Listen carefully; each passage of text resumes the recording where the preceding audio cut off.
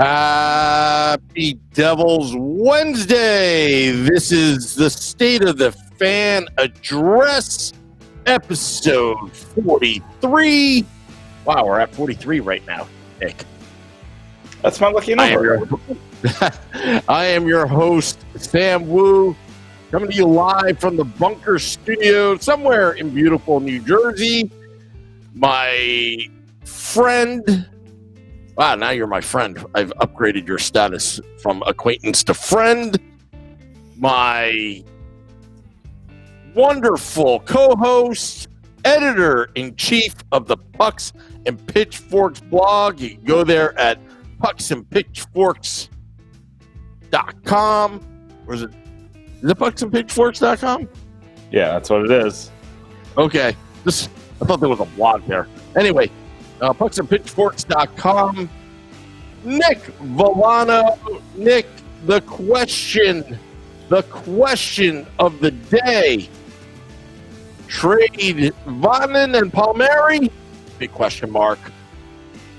However, before we get to that question and you answering, I'm going to turn down the music here. Big shout out to Rob Klabosis, Devils Die-Hard founder, and he had something going on medical wise, and I saw the post made by his wife. He is in the hospital right now. He is in good spirits. He will be. I think I saw a post he posted. He posted some updates. That he will be released, I believe, Friday this week, I think. But I don't remember. I'm sorry about that. But I just want to wish you, Nick and I would like to wish you a speedy recovery. That's very scary what happened. But I believe it's in the Devils Die Hards Facebook group if you want to read up on it. I think his wife posted the details about that, but I just want to give him a quick shout out. We're wishing you well. Yeah, no, definitely. I mean, it's been kind of a rough year for Devils fans. We've seen some unfortunate situations for some of the bigger ones. So, we always got, we got love for all of you, whether you make us angry or make us sad, but we always have love for Devils fans. And, Rob is one of the bigger ones. I've interacted with him mostly online, but, he's a diehard. And, the fact that he was going through some things, we all kind of kept our hopes up. It was going to look up, and it looks like it's at least on the way to doing that. Also, I want to also give a shout out to Rebecca Morse. Now, this is what I love about the NWHL, which Dan Rice, our special guest, will be on a little bit later. He covers the Metropolitan Riveters.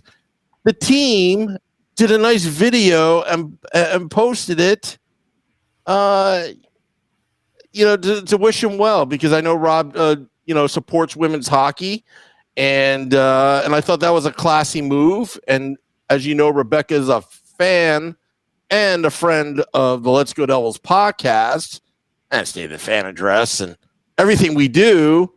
And, Rob supports and helps out with the team. And I just figured I'd like to help them out for being so classy by wearing this Dunkin' Donuts. Well, now it's called Dunkin' hat because they support women's ice hockey. Anyway. And we don't get endorsement deals by saying that, but I just had to point it out there because I support women's hockey as well, just like you, Nick. Yeah, no, I mean we've always supported women's hockey, and we try to.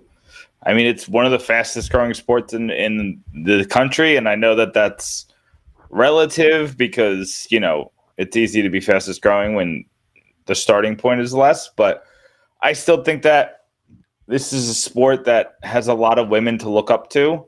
I mean, every one of them is so media friendly and so personable, and they put on a show, and it's a fun to watch. Honestly, it is honestly fun to watch.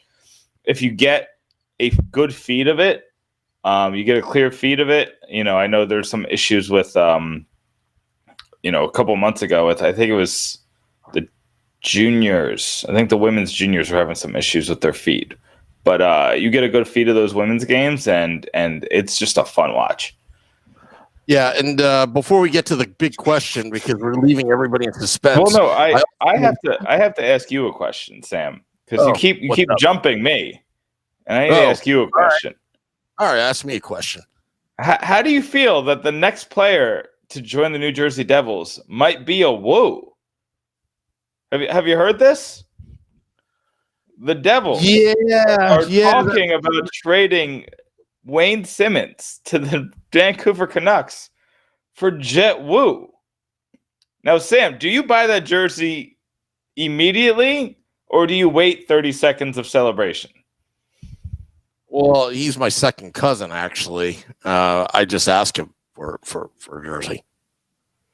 I feel like you're lying. No, I'm definitely lying. I mean, I could check my ancestry DNA. I did one of those things. I mean, there's a Ralph Woo, but I'll be looking for a Jet Woo. That'd be great. I mean, if it's on there, you gotta. Yeah, you got to get him on the friends and family plan. You got to get. Yeah. Hey, you got an extra bedroom in your house. Can you pull a Jack Hughes, Corey Schneider, and give him a place to stay, and maybe he can hook you up with some tickets? Yeah, and I'll drive him to practice too while I'm at it. But if he goes to Binghamton, he's on his own. Yeah, I mean he can stay at your house, but he's driving his own butt to Binghamton. Yeah, it'd be like, yeah, get better, and then you could get the free rides in Jersey, right? But no, I actually did not hear about that. Why don't you please elaborate the rumor? No, so basically, I mean, it's kind of a lot of things are kind of up in the air, but it sounds like Vancouver is hot for Wayne Simmons, and Vancouver just traded for Tyler Toffoli, and they traded for JT Miller in the offseason. So they're kind of out of draft picks that they can squander. Now I'm going to jump on you and interrupt. You mind if I do a timeout? Because sure. It's actually I'm not going off tangent here, but I have a couple questions for the expert in you, Nick. Now, Vancouver is hot on Wayne Simmons, and I believe it was Chris Ryan that wrote last Sunday about that draft pick that it was originally conditional from Vancouver, right? That we talked about, that we're rooting for Vancouver to make the playoffs. You want them to succeed, yes. We want them to succeed. Well, you know what? If I was Tom Fitzgerald, I would do a little manipulating here. Maybe I'll add some other talent to that deal just to get Vancouver over the top. But however, if they don't make the playoffs, it turns into 2021 draft pick. But is that still lottery protected or not? Do we have to look? I don't think it is. I know it's not top 15 protected like this one is. Yep. I don't know if it's top 3 protected. That I'd have to double check. I think it's unprotected. I'd have to. Because why the heck are we wanting Vancouver to win? You know what? I like to spread the wealth. I mean, unless this draft is that deep since 1990. I think it is. I think it's deep. Tyler Kelly, one of the Pucks Pitchforks writers, does not agree with me. I think the first round, I was more excited about. So I think that there's great talent in the top 10. I worry about the defensive talent in the top 10. I'm just not sold on Jamie Drysdale like a lot of other people are. But I like a lot of the other defensive prospects towards the back of the draft. I mean, we got months to talk about this, but I like the players that we were originally slated to get with that Arizona Coyotes pick when it was around 25. I liked a lot of the defensive possibilities there, but and now if you get, you got this Vancouver pick, which will probably end up in the spot where I thought the Arizona pick was going to end up at the time. The Arizona pick might end up at like 15, 16 now. But anyway, point being is that I think that I think you get as many assets as you can this year. I mean, say you trade Wayne Simmons for a guy who is a number 5 to 7 prospect on the team.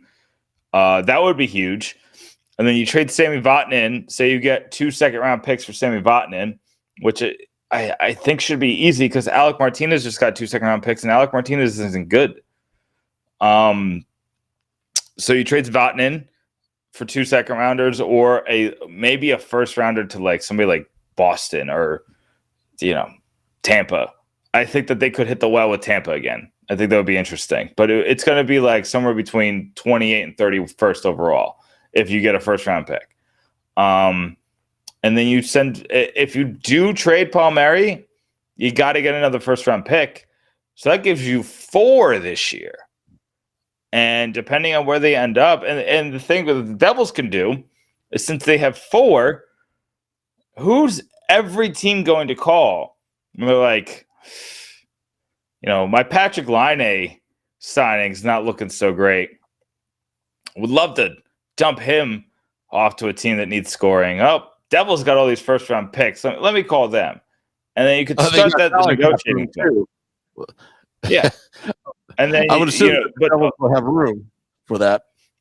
Oh, yeah. I mean, they're going to have immense room. They had immense room just by not re-signing Taylor Hall. I think right now they're going to have about 27 million, probably more. I got to double check. I haven't checked since the Coleman trade, so it might be around 29. But and then that's without the cap going up. So the cap's going to go up another 2 million. So then you got 31. And then if you trade Palmieri, now it's 35, 36. And then if you buy out Schneider, then it's 40. And just like that, you have $40 million of cap space. So you have to sign players to get to the floor. Obviously, the rookies coming in will add probably another 5 to 8 million on that. But again, the Devils have basically unlimited cap space. Yeah, and Jake Wakely said it's not protected in 2021, which good. But then again, I kind of want to acquire 9 first-round draft picks. I just want to know if anybody's ever had 5.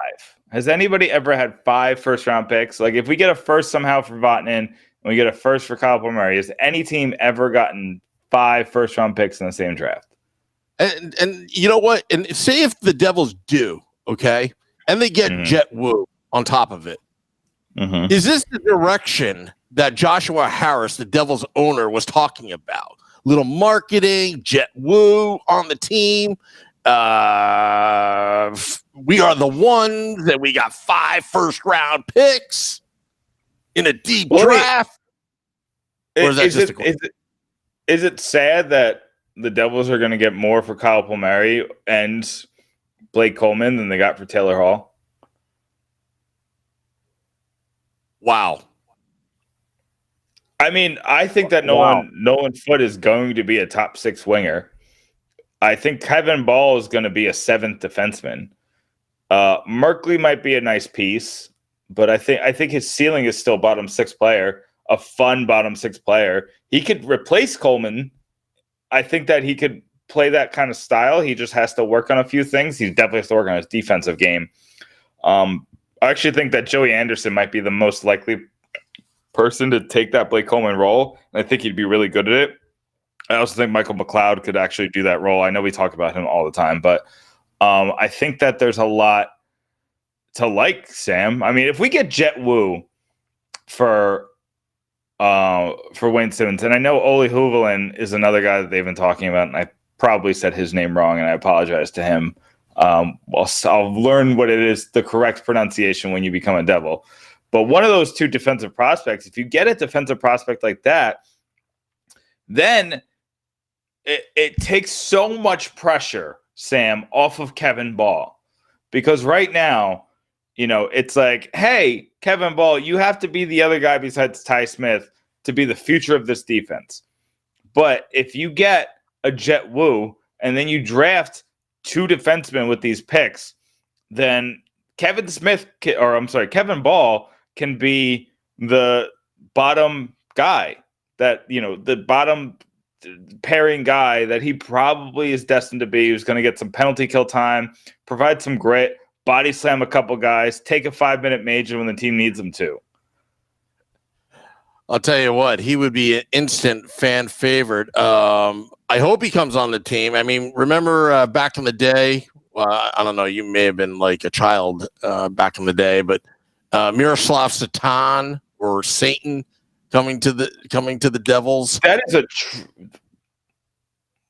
I thought Satan never made it to the Devils. I thought that was the whole joke. Made it to the Devils. There was this whole thing that he was going to come to the Devils. Back in the day, injustice in team history.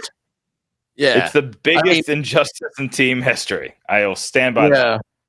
And our enemies are across the river, at the dump at Madison Square Garden. Did Paul Ranger ever go to the Rangers? I don't think so. Remember him? I do think we have to call our guest, though, Sam. I think we're... Oh, yeah, we're just babbling. All right. Well, why don't you babble with the people on Facebook Live, YouTube Live, and Twitter and Periscope while I'll get our esteemed guest. Okay. So, yeah, I mean, sorry, guys. We just went on and on. We haven't even talked to the Facebook people. Severson might get dealt. Michael Borga. I don't think Severson's getting traded. I think that teams want Severson, but I don't think that they're going to give enough to make it worth it to trade Severson. I think that Toronto's probably hot in the heels, and they're kind of probably dangling Kapanen, and that's just not enough. Kapanen's not enough to get Severson. So, and they don't have a first-round pick. They traded to Carolina to get rid of Patrick Marleau, which was kind of a weird move, but sure. No, they're going to have to, I mean, Liljegren is the guy they have to get if you're trading Severson, because he plays on the correct side. I think that he's going to be really good. Toronto doesn't seem to trust him right now. I think that's the perfect player to get. Omar thinks we should try a shot on Pietrangelo. So Pietrangelo currently plays on the right side, which is the same side that Subban plays on. If they somehow trade Subban, which I'm still against trading Subban. I know he's just not having a good season. I get it. But I'm still against trading Subban because a lot of people are like, we'll trade Subban and we'll cover half the salary. I don't want $4.5 million on our salary cap for 2 seasons for nobody. Like, they're like, trade him for nothing and then cover half the salary just to get rid of him. It's like, it's not that serious, guys. He's not that bad. Like, calm down. So, anyway, but if you're going to pay $10 million for Pietrangelo, $19 million on that right side, that's just too much. That's too much. Let's see, going through. How did Nico do, Nick Vana, for the last 2 games? Nico looks fine. He's not dominant. I mean, he's coming off injury. That's from Matt Junio, by the way. Matt Junio asking about Nico. But I still think he could be, he could do better, but that's fine. But hey, we got Sam back. So I think that means that it's time to talk to our guest. Oh, yeah. You want to do the introductions to our next guest? So, I mean, he's now officially a friend of the podcast. I think this is either time 3 or time 4 for Dan Rice, the hockey writers. Dan, how you doing? Friend of the podcast now. We're definitely past the friend zone stage, I think. But I'm doing well today. How are you guys doing? Oh, I feel the love. Dan. I got to say that.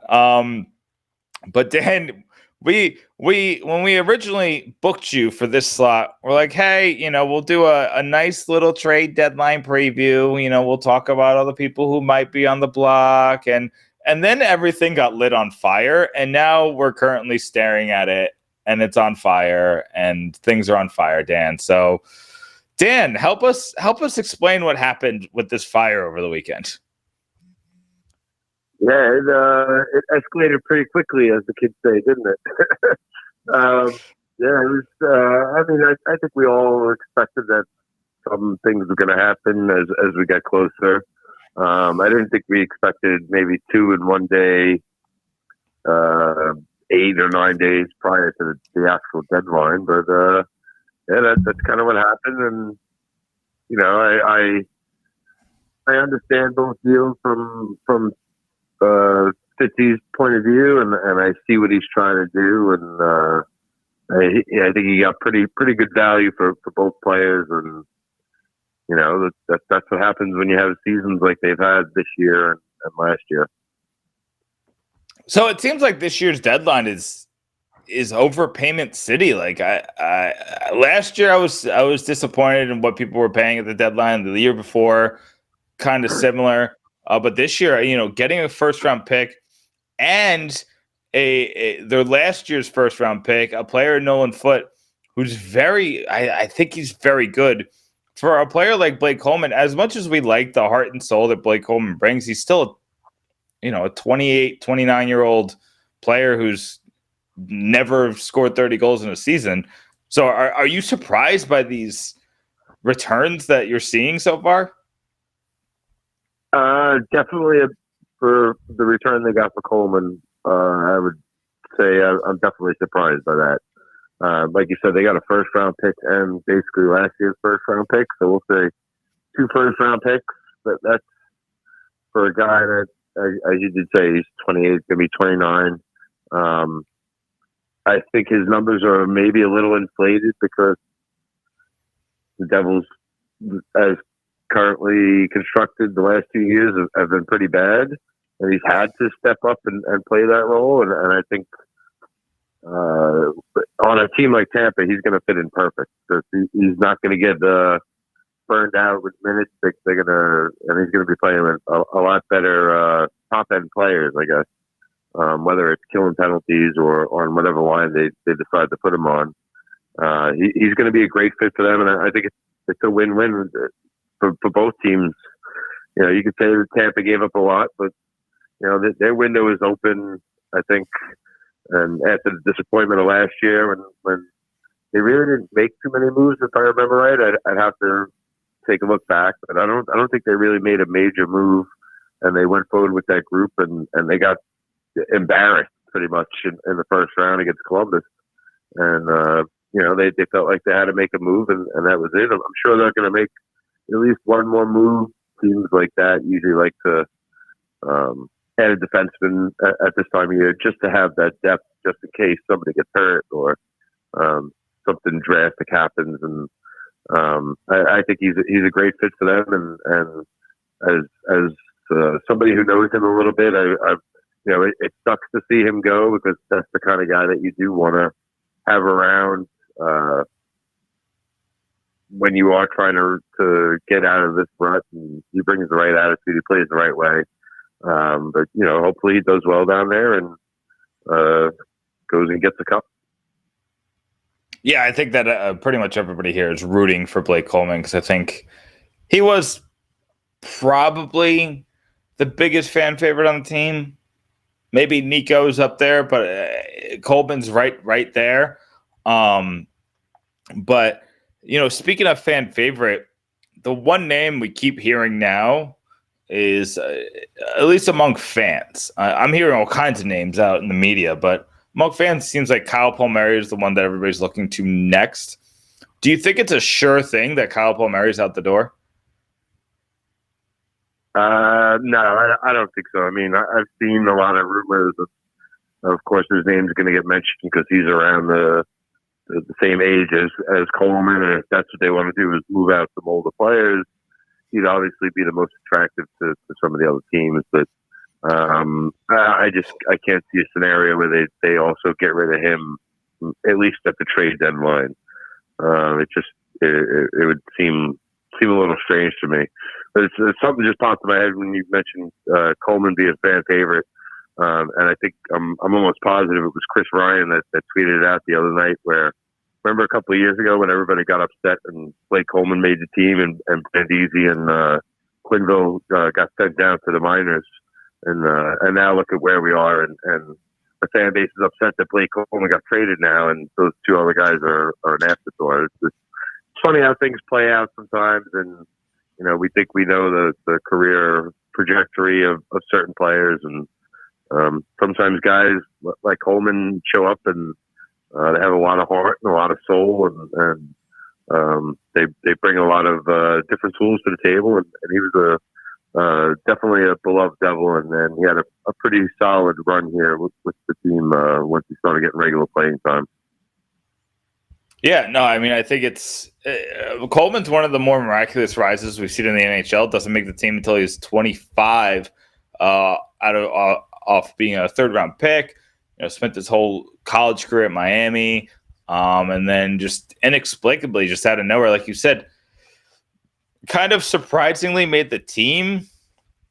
I feel like John Quenneville is going to always be the guy who surprisingly didn't make the team, and that's just kind of what he's going to be known for. But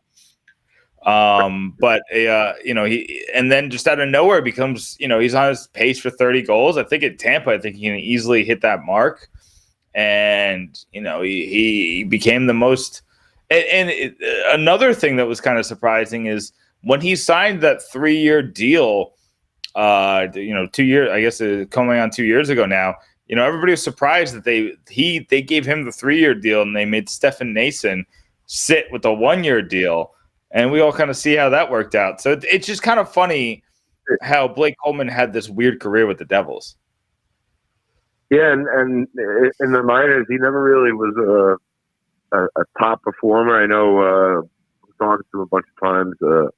He felt like he played okay at times, and he had a shoulder injury that cost him almost the entire season. I think that was the last season. I think they were in Albany, but yeah, he showed up and he kind of fit in that style that Hines was trying to implement, and he at times it seemed like he was the only one that actually understood what Hines was trying to teach them with that when he first came in with the mantra of fast, attacking, and supportive, and that pretty much defined Coleman as a player to a T.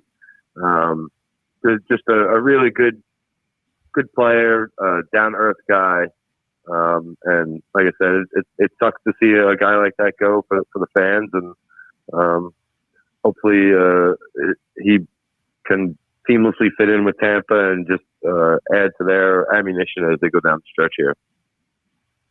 Of course. So what do you think the market's going to be like for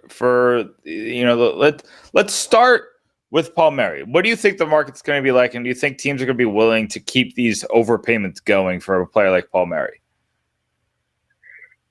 I don't know. As I said before, I can't really see him going anywhere. It would have to be an offer that really blows you out of the water, and to me, that would include a young player that's already in the league and maybe a second round pick, something of that nature, because you're not just going to give him up for nothing. And you could talk about building through the draft and with prospects all you want, but these guys have to actually pay off in the long run. They have to not be John Quenneville's and Joseph Blandisi's and Reed Boucher's and the kind of guys that we've seen come through here and never really amount to anything.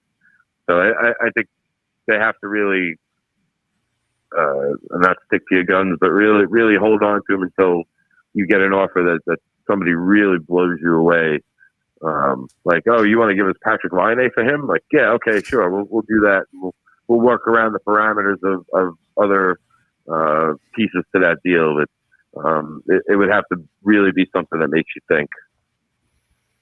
Yeah, no, definitely. I definitely think for Palmieri to go, it's got to be a blow me out of the water type deal. Same thing goes with Severson. So I'm not even going to ask you about Severson because I just think the likelihood of him leaving is so low. But I do want to ask you about Wayne Simmonds. It seems like this is the guy the national pundits, like I've seen Pierre LeBrun mention him, Friedman's mentioned him, I think McKenzie's mentioned him, and a lot of them have them going to Vancouver, and Vancouver's in buy mode, but I know behind the scenes there's been rumors of possibly an extension with Simmonds. So what do you think is going to happen with Wayne Simmonds? Yeah, that's another one. I can't really see them trading him.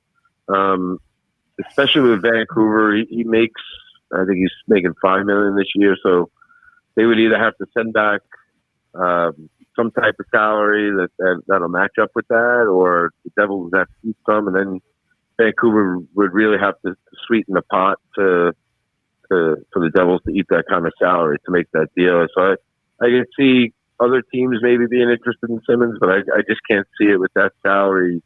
And the way Vancouver is constructed, they have a bunch of players that have no movement clauses that are in that salary range. So, and they're a little bit older players too. So what benefit is that to the Devils? And as he said, I think publicly, he doesn't want to move.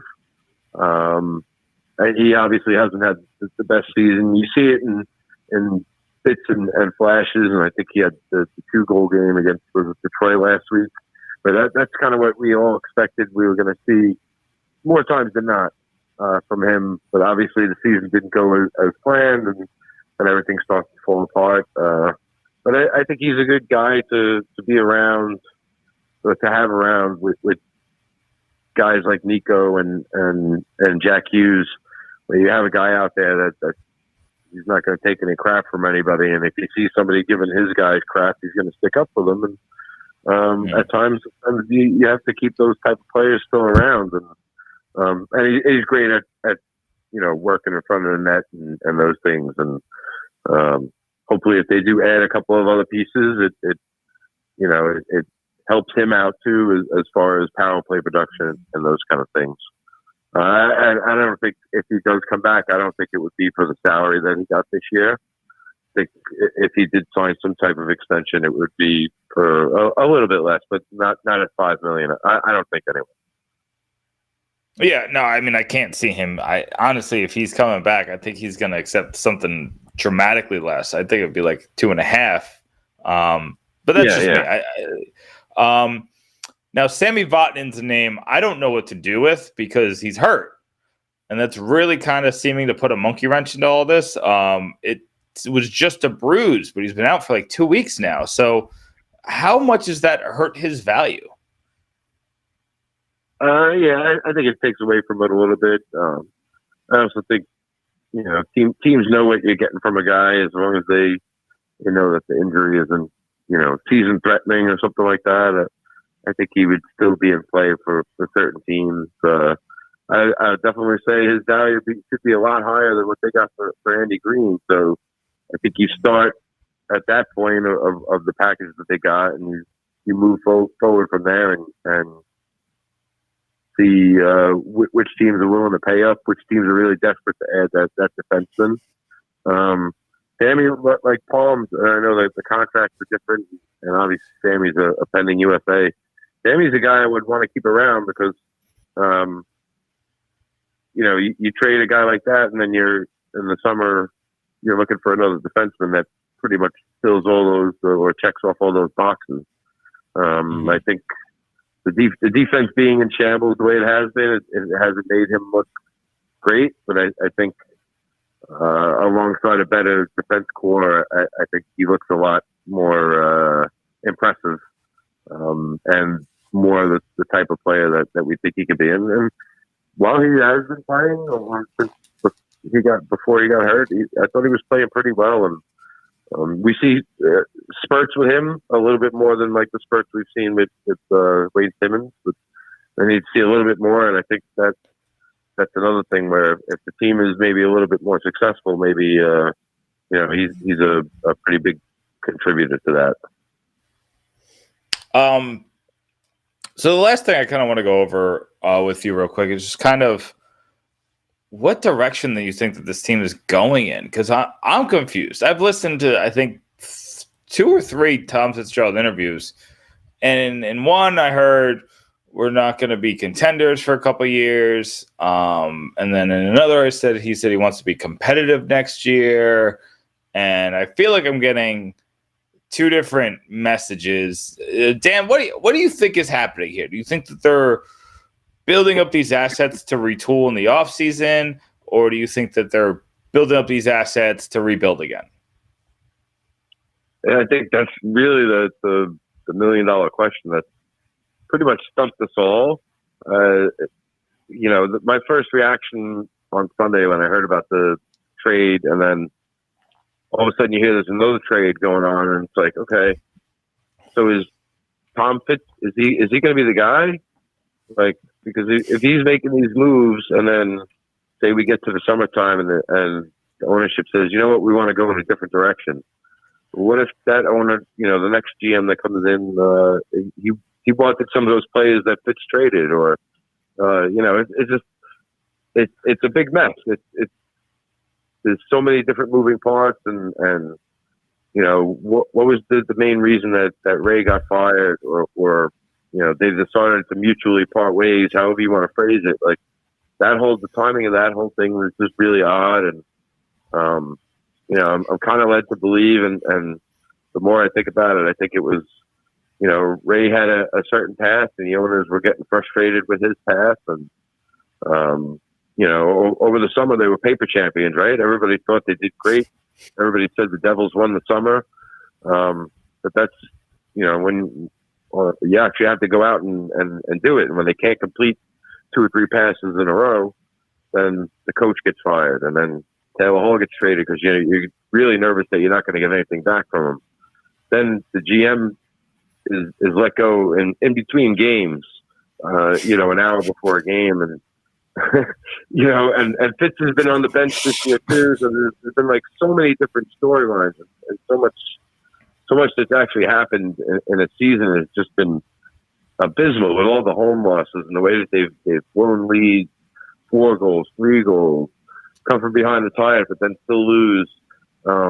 It's just been like a crazy scenario this year, and I think going forward, I hope that Fitz is the guy that keeps the job. I like him. I like his attitude. I remember him talking about a couple of summers ago how he and Ray have 2 different viewpoints, and they'll definitely battle over things, whether he likes one player or Ray likes another player, and think that they deserve a roster spot or a contract. And he's kind of old school in his philosophies, maybe, but he's got 2 centers to build around, and you're already letting them make some of these trades and bring in some assets, so might as well let him finish it out and bring in a coach that he wants, and be able to bring in players that he wants. He obviously knows what he has in Binghamton, right? Because he's been down there, and that's his team for the last couple of years, and we see it the way now lately that team's been playing, and those guys are some of those younger guys that not everybody's going to come up to the league and when they're 21 or 22. Blake Coleman's a perfect example of that. He didn't, like you said, 25, I think it was, when he made the team. So, sometimes maybe some of those kids will take a little bit longer, but at least he knows what they have in the system, and if he's dealing them, he probably knows something that other people don't. And, I'm not sure if I really answered your question, but there's so many things that have happened this year, and I'm rummaging through them all in my brain. And it's just, like I said, I hope Tom stays, and he has a clear vision on the path that he wants to do. And as he said, probably those are the only 2 guys that are untouchable is Nico and Jack.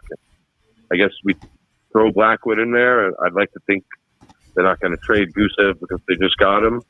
But I mean, he's 1 year younger than Palmieri. So if you want to trade him, are you going to trade both of them, or what? I don't know if that would make any sense. And as I said, I don't think it makes sense to trade Palmieri anyway. But, it would be something though if he did get traded right after his foundation thing this weekend, because I think that happened to Adam Henrique a couple of years ago. That absolutely happened to Adam Henrique. That is exactly. I think it was days, maybe 2 days. Maybe a day. Yeah, I think they probably held up the trade. Right. Do you not trade if you have a deal in place with Palmieri? Do you tell the other team, like, hey, look, I can't do this trade yet because he has this foundation dinner tonight and this thing for charity he's doing. So can we wait a couple hours? I don't know.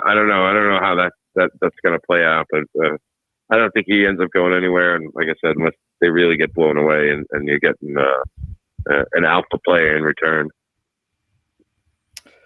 Well, Dan, that's Dan Rice, the hockey writers. Dan, do you have anything to plug? Do you got anything coming up? We'll be having an article, I think, hopefully tomorrow, up on the hockey writers, based on Jack Hughes and his growth this season.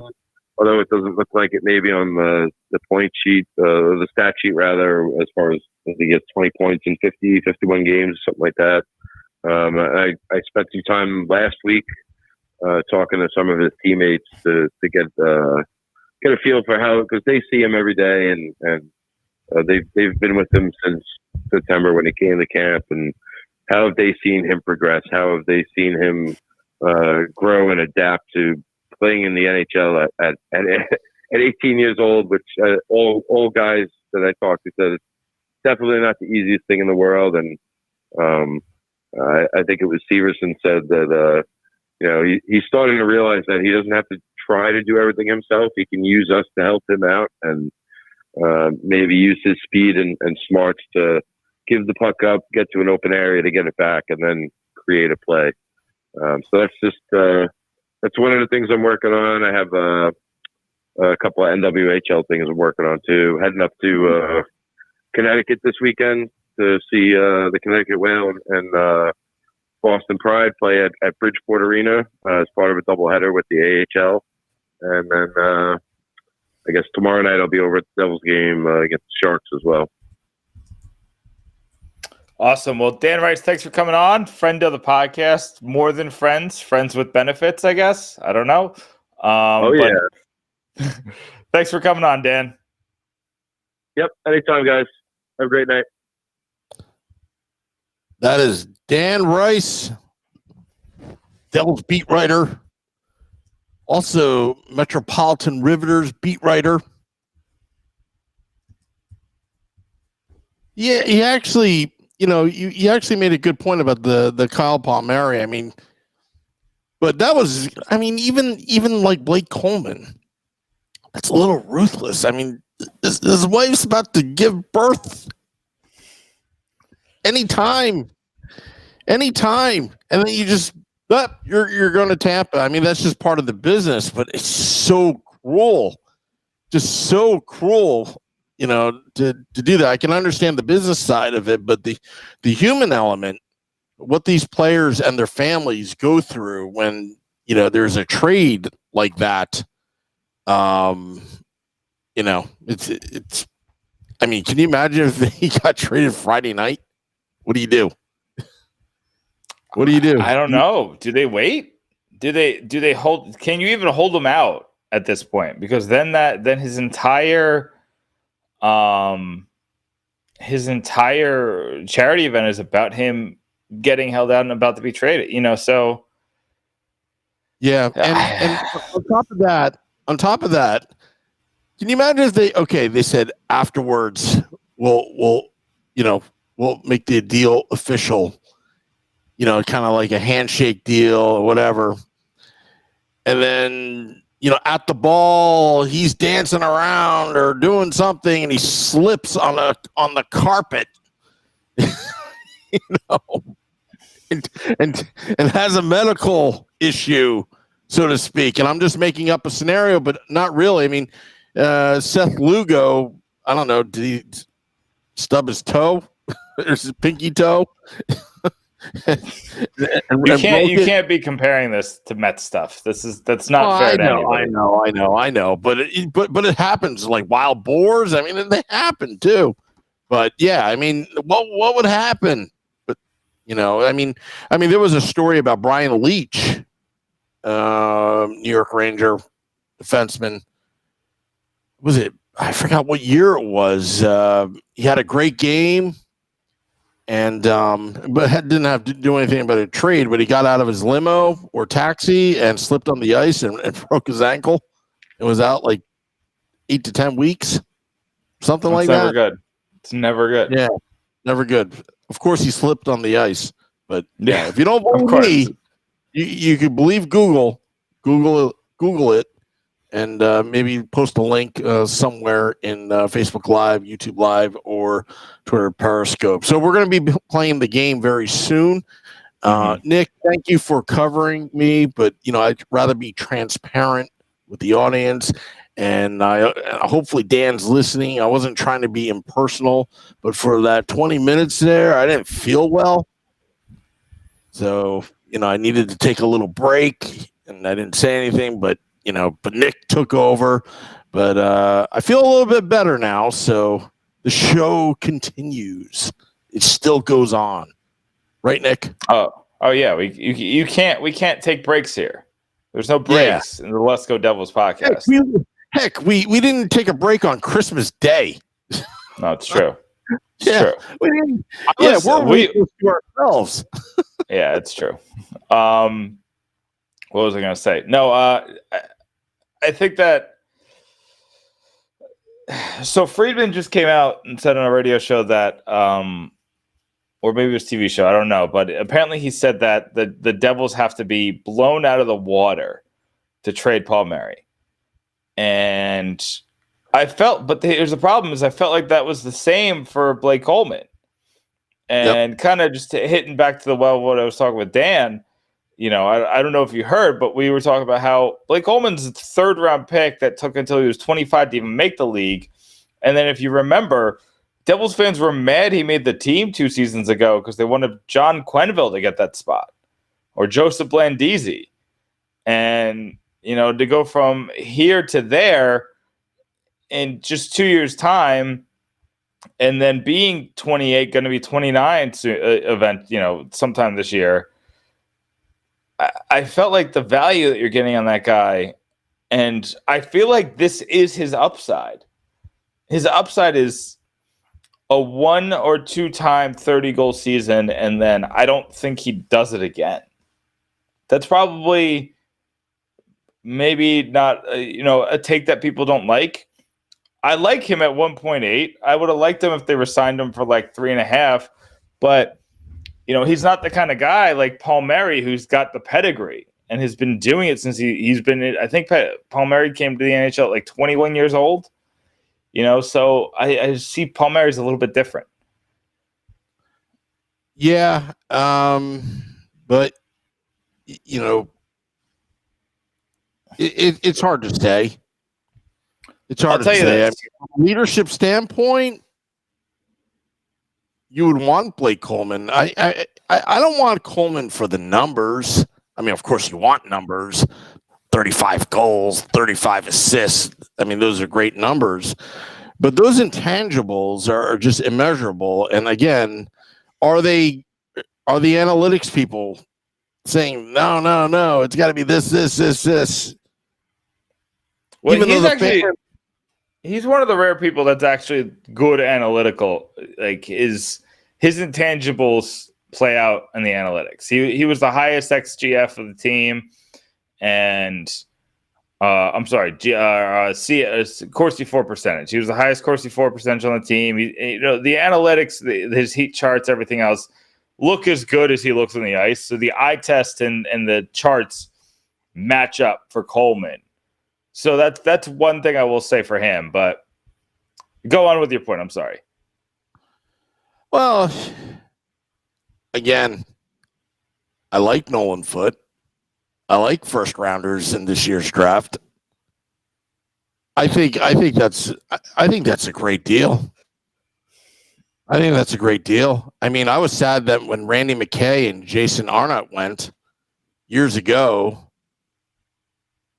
but they got Jamie Langenbrunner, Joe Neuendijk, out of that deal, and a Stanley Cup.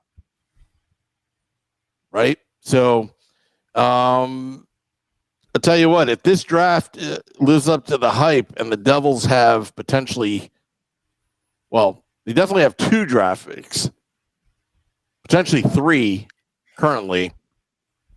Potentially they could have 5.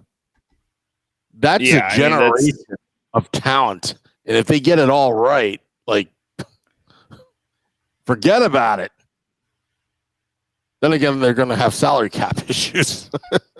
I don't know. I mean, it all depends. You got to see how they parcel out these free agents, because you got to think 2 of them are going to come at in between 25 and 32 or 31. Sorry, I went NFL there for a second. So they're probably 2 years away, maybe 3. Their pick could possibly make the team next year. And then if they do get 5, the Arizona pick, and it depends on who trades for Vatanen and what they give up, and who trades for Palmieri and what they give up. But that could be, if that's like the picks that are in between 13 and 20, 22, they could be a year away. So if you parcel them out, because then, Jack Hughes is in 2 years, and then Ty Smith is, a year after that. And then, maybe this year's first round pick is that same year as Ty Smith. And then 2 of the other first round picks are the year after that. And then 2 of the other ones are the year after that. And then it kind of, you could spread it out a little bit. Mm. Well, you're going to have to go solo again, Nick. Not because of illness. I got to get our next guest. Yeah, we got to play the game. Yeah, we got to play a game. So I'll be right back. So looks like Aaron Santo Pietro. No, not a shot. Palmieri goes anywhere, especially with Coleman gone. Palms is a bet on the team and is one of the best right wings in the Metro. I don't disagree with you on the fact that he's one of the best right wings in this division. I do absolutely disagree that there's not a shot he goes anywhere. Teams are just putting their best offers out there, and that wasn't happening last year. That's why Marcus Johansson went for as little as he did when the Devils traded him to Boston, because people weren't paying last year, especially for rentals. You got a guy with term in Palmieri, and teams are paying. Teams are desperate this year because it seems like there's not a lot to differ from Stanley Cup contenders and barely making the playoffs. When we traded Arizona, Taylor Hall, they were leading the division, and they thought that they were legit Stanley Cup contenders. You don't trade for a rental like that. Give up your first round pick if you think that it's going to fall apart like it has. They were getting good goaltending. That's really why they fallen off a little bit, is that the goaltending hasn't stayed up to that standard. But you look at a team like Vancouver, who's going all in on this year out of nowhere. And you look at a team like Edmonton, they're trying to, they're getting an MVP season out of Leon Draisaitl. It reminds me of that year that Evgeny Malkin won the MVP when Crosby got hurt. You have these 2 dynamic centers who are so good, and they want to capitalize, because who knows how many chances Connor McDavid's going to get at this, because I'm not really that big on Kotkaniemi in Edmonton. So I think that they're still, the word on the street is that they're not giving up their first round pick, but if you put Broberg in a deal, I'm willing to listen. But Sam's back. I'm back. And our next guest is back. He's from Pucks and Pitchforks. He's a contributor, and he's looking to beat the Woo. His name, David Leibowitz. Dave. Hi. Dave, are you ready to beat me? Depends. Is Nick going to charge me tax on a Gusev jersey again? Yeah, probably. Is that a joke? Now, yeah, we played Price is Right last time. Oh, that's right. Yeah. That's okay. Let's see what I can do. So today, appropriately speaking, because I think the premiere for like the 800th season of this show came on this week, and B, it's appropriate for the trade deadline. We're going to play Survivor. Now, it's not really anything like Survivor. It was just a cool name for true-false questions. So we each of you are going to get 5 questions or 5 statements. And like the game Survivor on the television, I'm a big fat old liar, and I'm going to try to throw you off. Now, the one who can navigate my game better than the other is going to come out the winner. So you guys ready? Yep. I'm always ready. Okay. So David, Yes. my first statement, true or false? ESPN projects Nick Merkley to have 9 goals by the end of this season. Oh boy. I'm gonna say true. That's correct. David, Yay! you live to survive another day. Sam? I call Bravo Sierra on that. ESPN doesn't talk about hockey.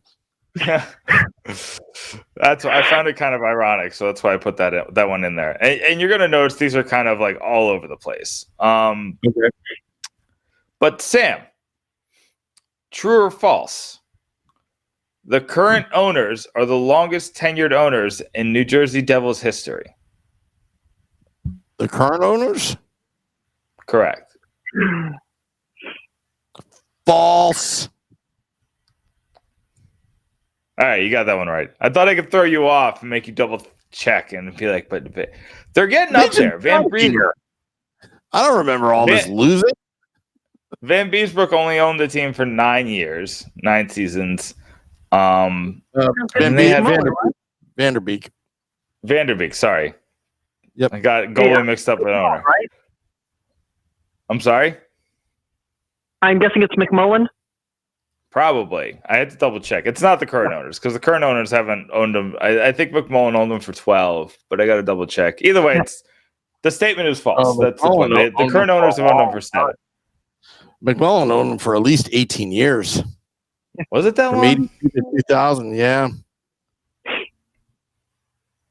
Okay. Either way. Wait, I wouldn't know because I anything before 2000, not too good. I just saw that the current owners didn't own them as long as Van Beesbrook, and that made it a false statement, so I didn't look beyond that. But beyond that, David, the next question is for you. Yes. Rob and Scott Niedermayer were the last pair of brothers to play for the New Jersey Devils. Last pair of brothers to play for the Devils. I'm going to go ahead and say true. That's incorrect. Really? At least Brian and Steven Gianta have both played for the Devils since Rob Niedermayer donned the red and black. Yeah, but at the same time? Well, Rob and Scott Niedermayer didn't play at the same time either. No, oh, you're right. I have a season overlap. Well, that was false on my part. It's okay. It's all right. That was probably a badly worded question, but I'm still taking points because this game is ruthless. Moving on. Yeah. Sam. Joey Anderson won a gold medal as the captain of his World Junior Team USA team. False. That's correct.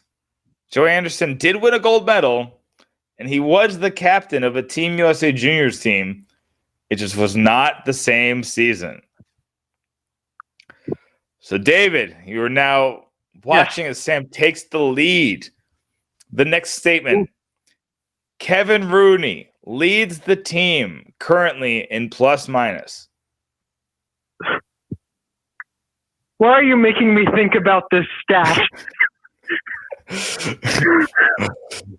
Because I am a terrible person. And this is Survivor. You're going to eat bugs. Limited ice time means he's probably not on there for the embarrassing stuff, so I'm going to say true. It is absolutely true. It's really sad. I mean, plus minus is a terrible stat. And if anybody ever needs anything to tell you why, it's that Kevin Rooney is leading this team in that stat. Kevin Rooney is a +5, and nobody else on the team is better than a +1. So, wow. There you go. Sam,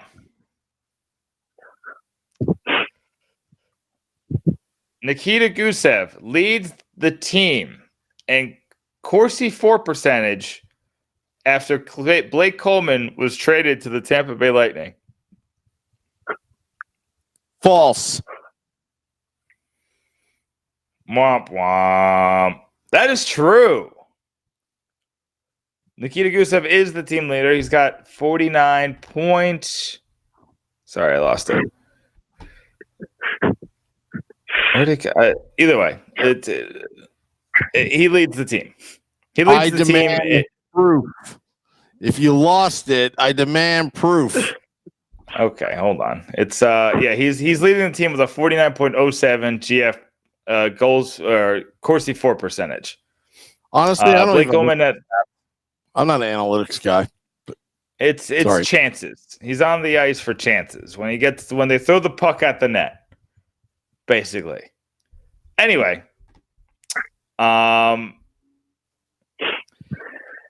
David. Yes. Kevin Smith claims to be a New Jersey Devils fan. True. Obviously. So it's funny that you say obviously, because there was a big debate on Reddit I've seen and on the HF boards, which I guess I should take that for a grain of salt, but that he was actually an Oilers fan. And I believe he was an Oilers fan, but he is currently a New Jersey Devils fan, has claimed it in many interviews, including ones on NHL.com and the Hockey Writers and other places that I've seen. So yes, that is unbiasedly true. Yeah. I know we had the Oilers jersey. The one that really got me is I remember when the Kings were in the finals against the Rangers, and somebody came at him saying we should root against the Kings in it. And he's saying, if you root for the Kings over the Rangers, you're a real Devils fan. If you root the other way around, you are not a real Devils fan. It's fair enough. Yep. So Sam. I dispute it. I dispute all that. I reached out to Kevin Smith. He won't come on to our podcast. So what does that tell you? That he's too famous for us.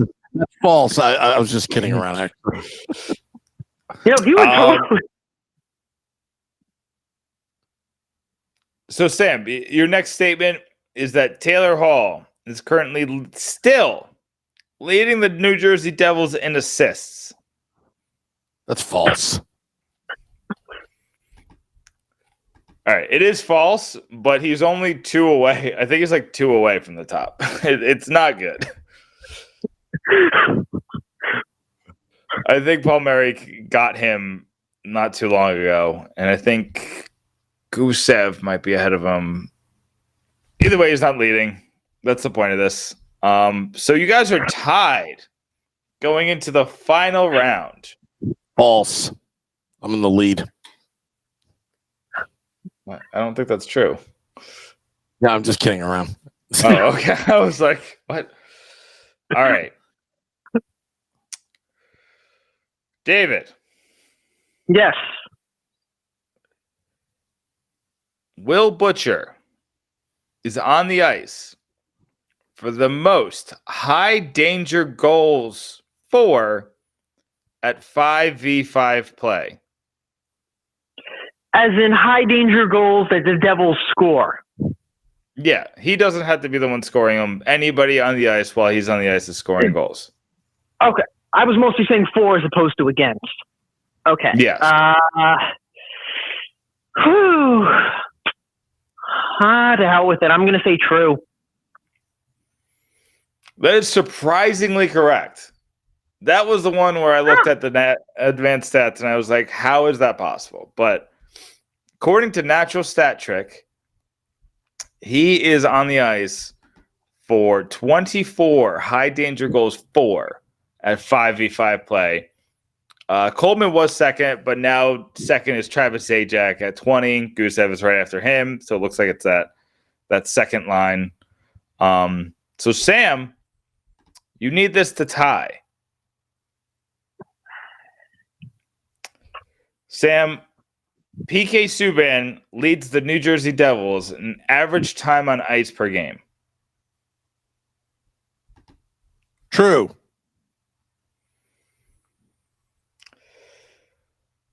That's false.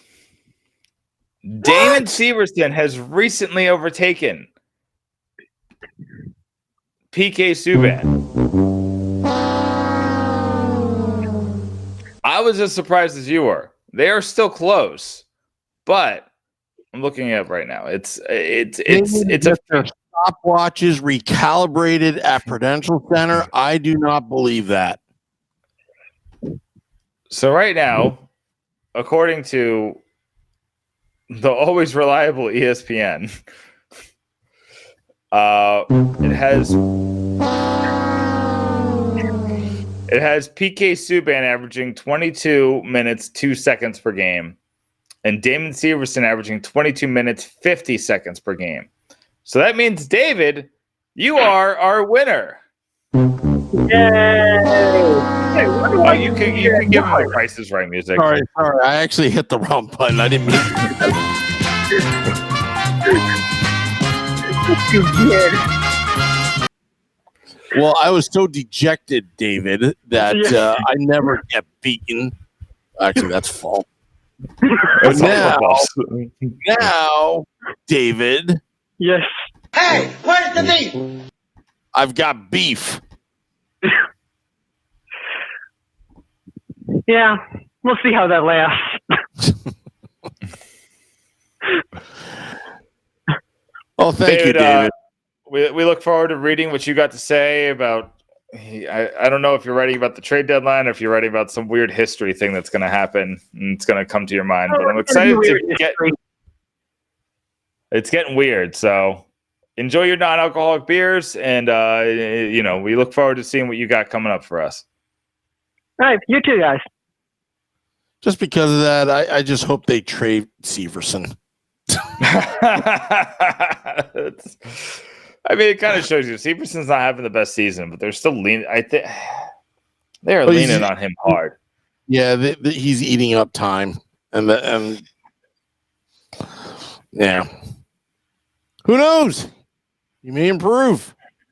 Getting all that time. I mean, I'm not ready to quit on Severson. I still think Severson's he's serviceable at his worst. He's good at his best. So I think it's fine. Unless they get wowed, unless they if they don't get Liljegren, I'm not really looking to trade him for anything. Yeah. Well, Nick, this was a heck of a podcast tonight. Yeah, it went by fast. Yeah, it actually did. But we do have just a couple quick plugs. We do have some Palmieri pieces already up on the website. We got a Wayne Simmons piece up from Vinny. I'm going to be writing this weekend, kind of like going. I've just been waiting for them to make moves, and then I write about them because I'm basically a breaking news guy on top of the editor. But then nothing happens, and so anyway, you're going to get some opinion pieces over the weekend. Talk about Tom Fitzgerald, things like that. But make sure that you're going to pucksandpitchforks.com. Follow us on the Twitter. Follow us on Facebook. Pucks and Pitchforks. Pitchfork Puck. Make sure you follow us in every social media platform because we do a little bit of different stuff on each one. Yeah, we're going to drop the podcast around midnight. Download it in the morning. Listen to it at work. We'll be on standby. We'll have to talk afterwards about how we're going to do some breaking news coverage as they come. And maybe we'll do something Monday. I'm not sure, Nick. We haven't discussed that yet about trade deadline, which is coming up very soon. Yeah, I think that we're going to just have to play it by ear, Sam, because if something happens. Because remember last year we did it and then nothing. Oh, no, that was free agency day. I don't know. Well, I'm sure if something happens, I'm going to get a call from the bat phone and I'm going to be on a podcast. Yeah. Can you imagine if we had 8 first rounders? What are we going to do with all of the first rounds, Sam? We're just going to keep picking. Keep picking. We'll go to Montreal. We'll have some poutine. Oh, And yeah. I then mean, it's like we're already one talking about going to afternoon. Montreal. But if we get... So I'm already going to Montreal once this year, so I might as well go twice, right? That's logic. Yeah. And the exchange rate makes it even better. Oh, I know. It's like, what, 30% off? You go to Canada? Something like 25, I think it is. Hey, Taylor Hall just scored. Good for him. Nick, we're supposed to be rooting against him. I try not to hate on him. There's so much hate for Yeah. Taylor Hall. He's gonna sign back here for $7.5 million next year. Yeah. The only hope. All right. All right. Well, I Good want to thank podcast. Dan Rice. I want to thank Dan Rice for coming on for Hockey Writers. Also, we want to thank David Leibowitz for, well, I guess he just beat me. Thanks, Severson. Thanks a lot for, staying on the ice and, being a puck hog. I'm just kidding. Anyway, until next time, Devils fans, read your Pucks and Pitchfork at pucksandpitchfork.com. Until next time, let's go.